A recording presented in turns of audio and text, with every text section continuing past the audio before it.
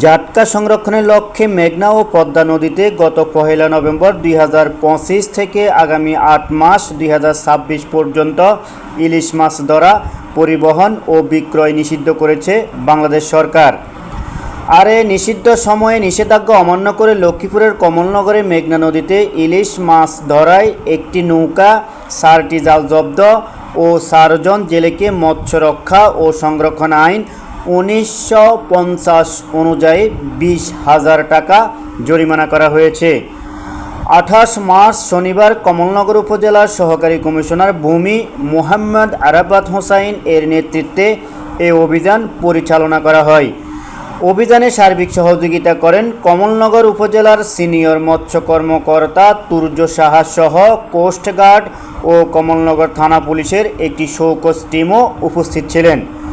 সে সাথে হাজিরহাট মাছ বাজারে নদীর মাছ বিক্রি না করার জন্য সতর্ক করা হয়েছে।